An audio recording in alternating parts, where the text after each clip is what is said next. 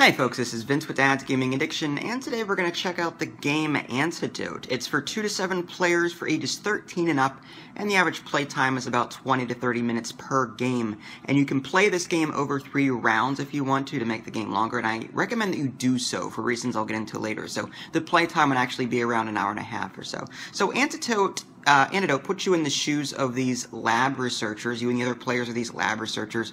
You're in a lab working on these dangerous chemicals.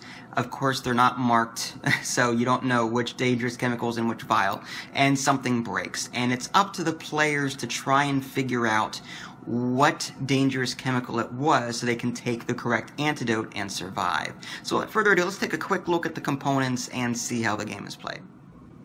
Okay, so here's a quick look at your components. Here's the box insert, and then you've got all of these cards here. Now, you're not going to be using all these cards. A lot of these cards are actually optional expansions that you can include in order to spice up your game, though I highly recommend that you do not include these on your first few times out. I'd recommend just getting used to the base game first before you try it. But there's some expansions that allows you to be a particular lab researcher, and they have like special abilities, so you can sort of customize your character a bit. You've got these clinical trials, you've got these lab romance cards, you've also got these placebo cards. So again, feel free to experiment at your own leisure. For the purposes of this video, I'm going to ignore those. As far as the other cards are concerned, the game comes with, I believe, 8 of these toxic cards. So there's one of that color, and there's more toxic colors. There's one there.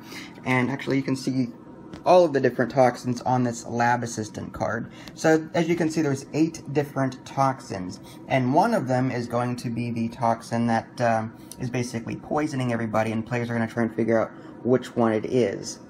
So here's a quick look at the toxin card there, and each toxin card comes with these numbered viable antidote cards. They number between 1 through 7, I believe.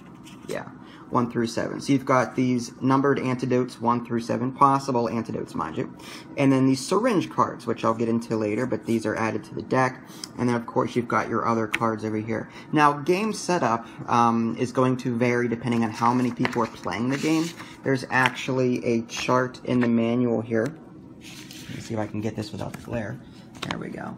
Alright, so for example, 2 to 3 players, you're going to use 7 of the 8 formulas. So this orange Agent U toxin will not be used at all in a 2 or 3 player game.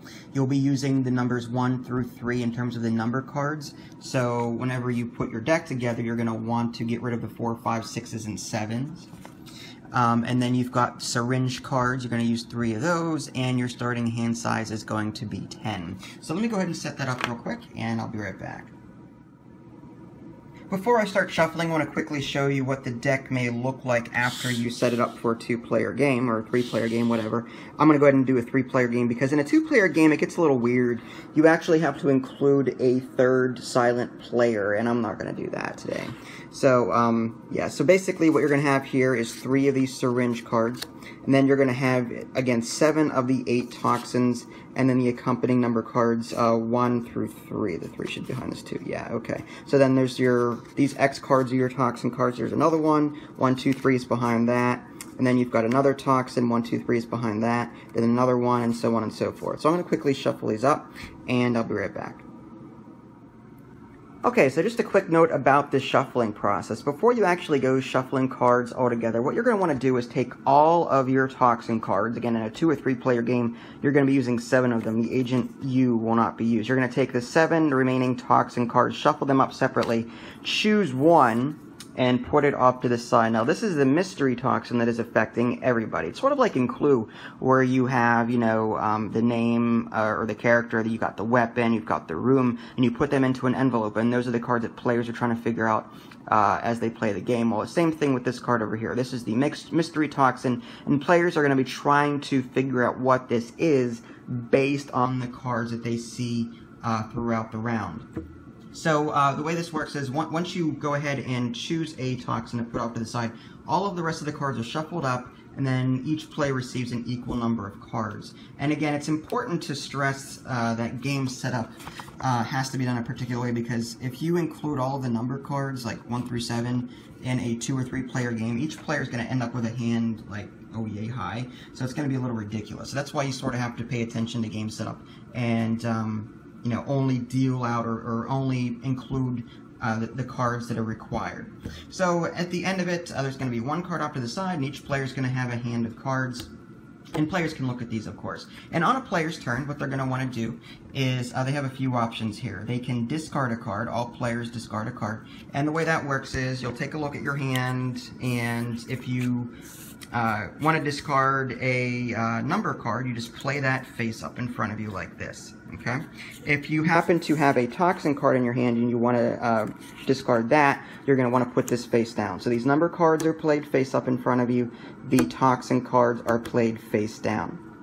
If you want to play a syringe, which is action number 3 there, action number 3, you can do that instead. If you play a syringe card, basically you play that on an opponent, and you can take either a card from their hand or you can take one of their face-down cards. A syringe card is simply put in its place, and then you go ahead and put this into your hand, and you can see what it is.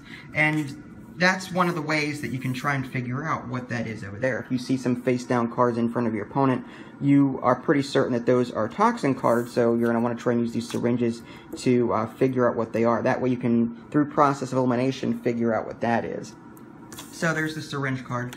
And the other thing that you can do on your turn is do some trade research. It's option number 2 here. So you can do one of 2 things there. You can, option A, all players pass a card the same direction, or option B, make a 1-to-1 trade with any other player.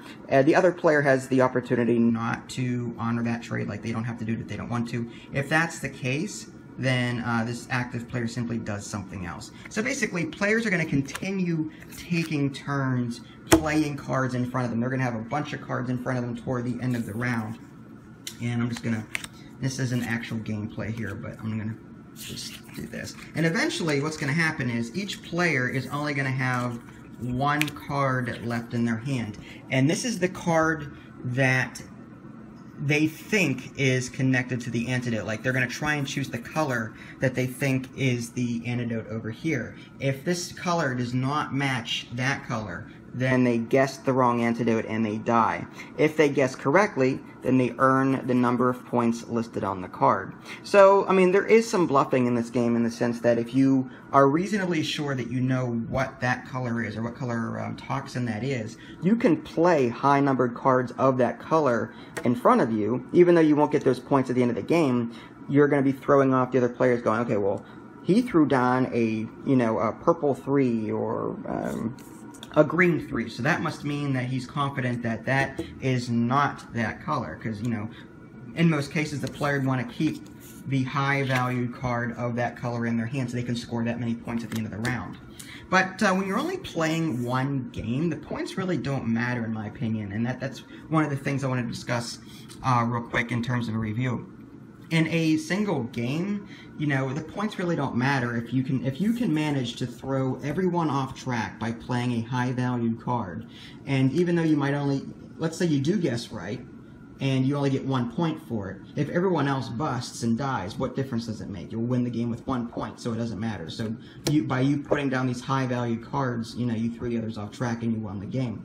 But if you're playing over like 3 games or something, the points matter a little bit more. So that's why I recommend playing over 3 games as opposed to just a single game. So again, players are going to be playing cards in front of them. Each player is going to have 1 card left. Whatever card is left in their hand, they're going to compare that color with what the antidote is. And again, if they guess wrong, they die. If they guess correctly, they get that many points. Okay, so there you have it. Nothing fancy. This wasn't meant to really teach you how to play the game. I didn't cover all the rules in the manual. And again, there are those expansion cards, so if you want to spice up your game past the norm, you can include those if you want to. This was just more meant to introduce you to the game to see if it's something that you like to play, and just to quickly review it. Antidote is a pretty cool game. I like the deductive logic that goes with this game. Like, again, you've got one card that you're trying to figure out what it is. I love games like that. I like trying to figure out, you know, that mystery card. I mean, Clue to me is a bit too simplistic, but there are like other advanced versions of Clue. Like there's on the Sega Genesis, for those of you that remember Sega Genesis, there was a Clue game that, and there were multiple difficulty levels that actually made the game play differently than how the board game works, and it was a crap ton of fun. It, you know, the multiple difficulties made the game easier or harder, and you actually had to do some detective work to try and figure out who the killer was, what room, and what weapon. Antidote works roughly the same way, except it's with cards. One thing that I don't like about the game is that there's no tracker in here. Like there's no score pad to allow players to keep track of what cards what toxins they've seen throughout a round. I've gone ahead and created an Excel spreadsheet, both a color and a black and white version, and I'll include those in my written reviews so that you can download them and use them for yourself. They're nothing fancy. I don't have an art degree. I can barely draw a stick figure, but it should help you out if you have a terrible memory like me and forget what colors you've seen throughout the round or throughout the game. So yeah, Antidote, it's a pretty fun game. I do recommend it for those of you that like thinking, and there is, like I said, the occasional bluffing where you play high-valued cards face up in front of you to throw your opponents off the track. So there's different strategies there. You can hoard the toxin cards to prevent your opponents from knowing that those toxins are not the one that's face down. But at the same time, you sort of have to cooperate with other players, because if you start hoarding all of the toxin cards, and you're going to need some of those in order to trade with other players to try and figure out what the other toxin cards are. So players can like be jerks, not work together, and the chances of them trying to figure out what the toxin actually is at the end is going to be remote. But if players do work together, it'll be the winner will usually be the one that, you know, is lucky enough to see more than the other players or just guess correctly. So yeah, or you can, you know, like I said, bluff if you want to and try and throw other players off track. But you have to be careful with that. You don't want to throw high-valued cards away if it's obvious that, you know, it's that color and everyone knows it. So anyway, Antidote, a pretty cool game. Go check it out. If you want to see my full review, check out my official website. There's a link in the below description, too. It's www.dadsgamingaddiction.com. If you haven't already subscribed to my YouTube channel, that way you can keep up to date with any new content I happen to publish. This is Vince. Thanks for watching, and I'll catch you next time.